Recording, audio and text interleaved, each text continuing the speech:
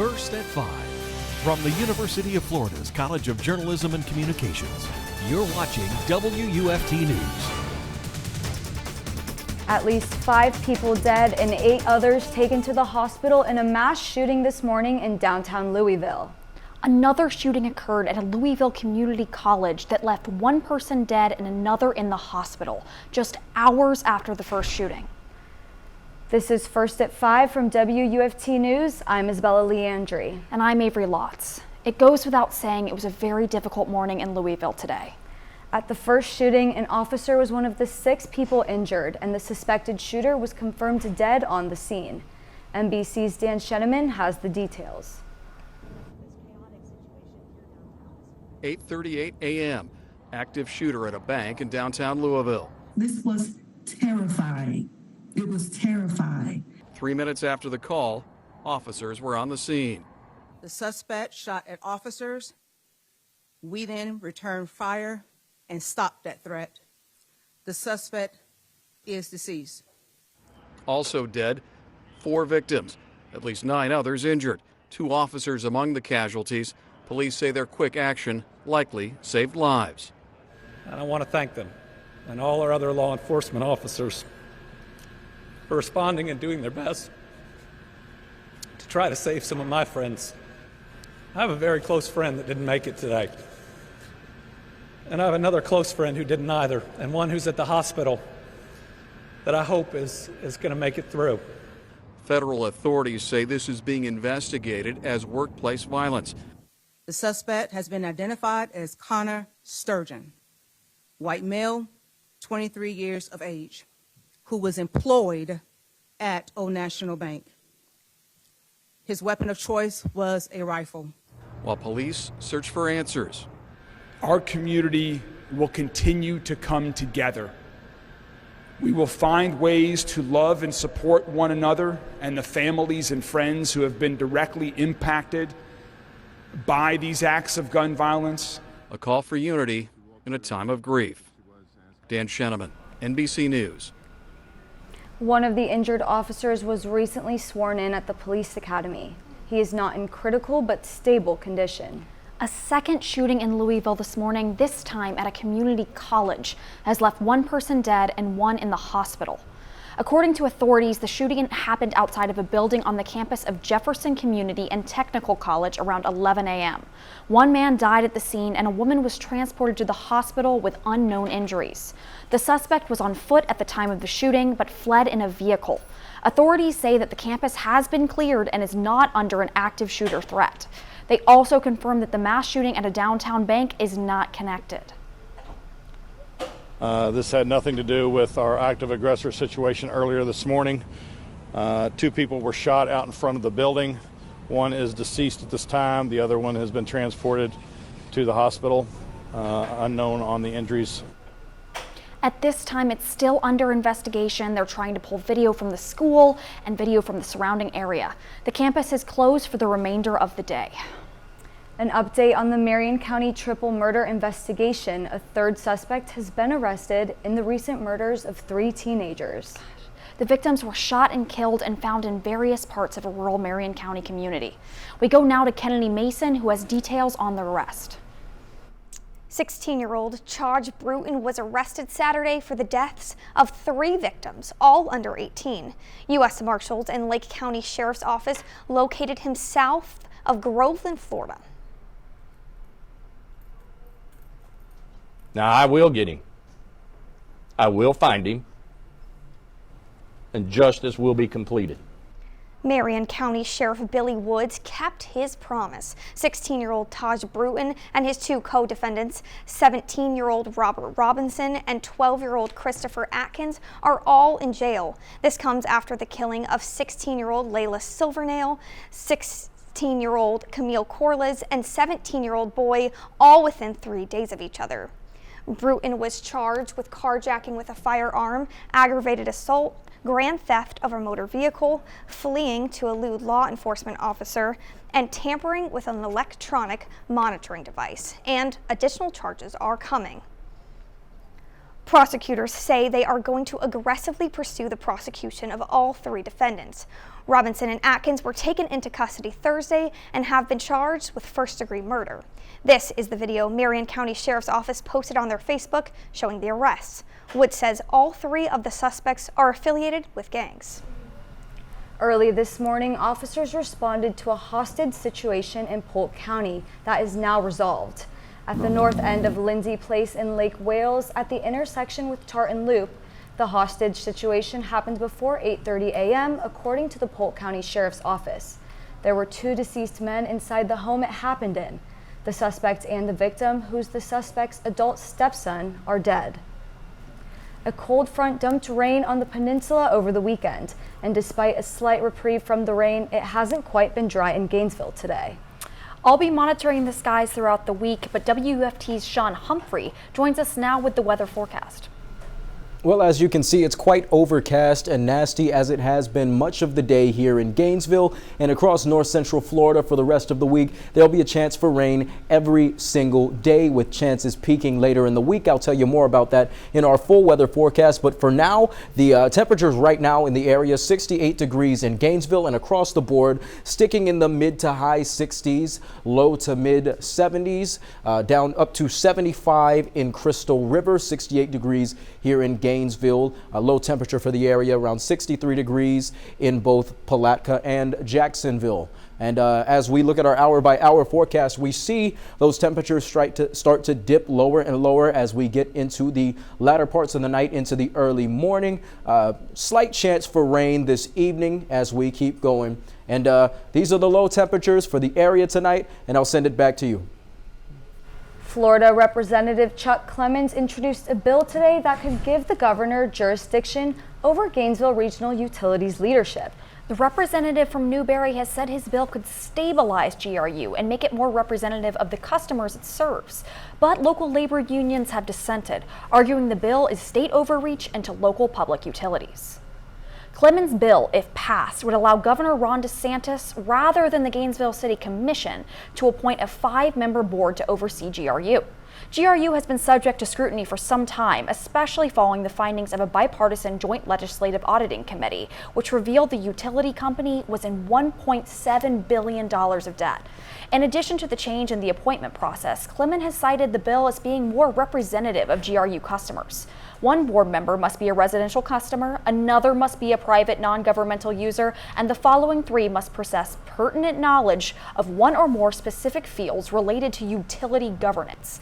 And if the number of meters outside of Gainesville reaches 40% of all customers, the governor must then appoint another member from outside the city. In a March commission meeting, Commissioner Cynthia Chestnut said the board was prepared to fight back against the bill. Union leaders like the International Brotherhood of Electrical Workers, Lanny Mathis, have also expressed hesitancy, saying local decisions should be made by local voices. I think it's very obvious they're operating at a deficit. I mean, once I don't know that appointing a different board is going to make any difference. Hear back from Representative Clemens in time for this newscast. Visit WUFT.org for more information on the bill and its journey to the Florida House. By the way, did you hear about the new Ocala Buc-ee's? I did, and I know where I'll be stopping whenever I drive on that new I-75 highway expansion. Coming up on WUFT News First at 5, where those expansions are, and more sports and weather after the break.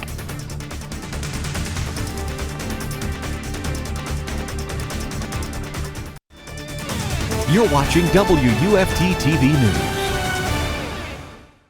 If you're a fan of beaver nuggets at your gas station, you're in luck. As we first reported in February, a new Buc-ee's is coming to our part of Florida. That's right. On Friday, Governor Ron DeSantis announced the state will provide a $4 million transportation grant to help make it happen sooner. Our Julianna Reichenbach has mapped out the new location. Julianna, what can you tell us? Well, that's right, Avery. Florida Governor Ron DeSantis has announced a grant for a new Buc-ee's in Florida. The lucky winner? Ocala. Buc-ee's already has 2 franchises in Florida off I-95. This one will mark the first in the Sunshine State off I-75. It will be off a new exit being built a couple miles north of Highway 27. The interchange was already in the works to serve the nearby distribution hubs for FedEx, AutoZone, and Chewy's. Check out this time-lapse video from the new Buggies in St. Johns County. All stores are open 24 hours a day, 7 days a week. The governor says the Ocala location will be even bigger, 80,000 square feet with 120 fuel pumps and 720 parking spots. Are you getting hungry yet? Well, you'll have to take a road trip for now because the new I-75 exit may not be ready until summer of 2025. So for now, you guys will have to wait to get your Buc-ee's nuggets and beef jerky back to the desk. State Department of Transportation officials are undertaking a project they say will take decades and cost billions of dollars. The FDOT has plans to expand I-75 in Lee and Collier counties. The Interstate Project Manager says these areas need more lanes by 2045 at the latest. The project will add lanes to sections of the highway that run through the most populated areas of these counties. It will also improve interchanges for better traffic flow. Officials say these changes will take 20 years to finish, and the budget needed is over $2 billion. How do you feel about being your own boss? Well, South Floridians seem to like the idea. And a new study found that the number of self-employed workers is on the rise based on data from the U.S. Census Bureau, with many from the Sunshine State. The number of self-employed workers has increased by nearly 1 million since 2016, according to the Census Bureau. The top 5 rankings for the 170 most populated cities analyzed with the most employed workers were Hialeah, Florida, Miami, Florida, Hollywood, Florida, Cape Coral, Florida, and Los Angeles, California. The study also shows that many of the self-employed workers are men. I'd say rain, rain, go away, but if I say come again another day, I feel like it just might happen, Isabella. Hey, I know we need Mayflowers, but I'm not a pilgrim. I'd like to walk to class and stay dry this week. Shawn, what's new? Well, overcast skies today give us a glimpse of what we'll see later this week. After a few mostly dry days, more April showers. Sorry, Isabella. Stay with us.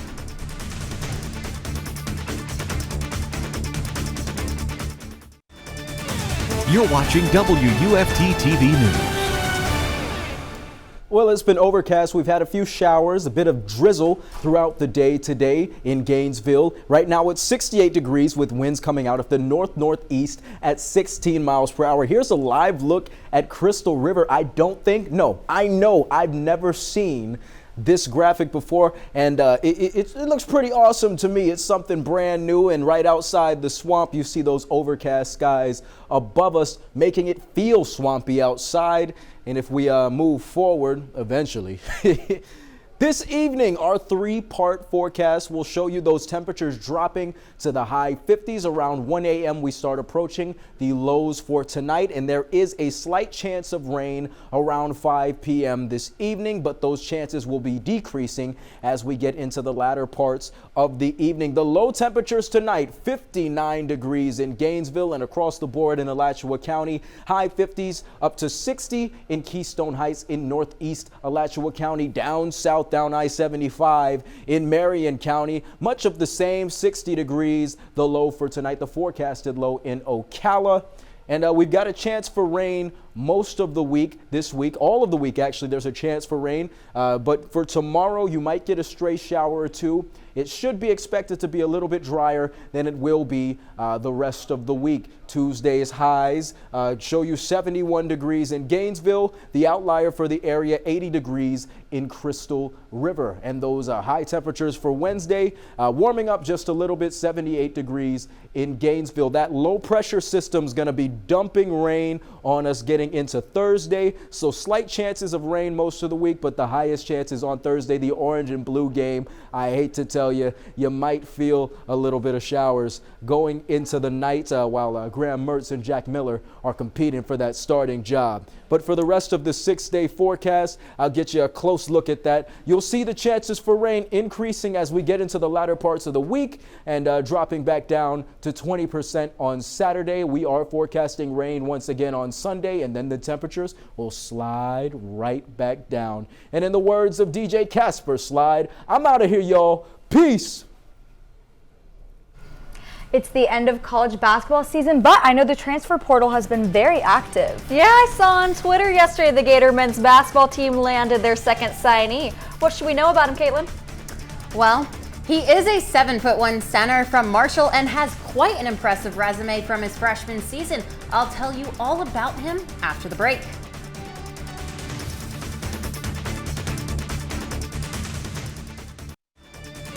You're watching WUFT-TV News.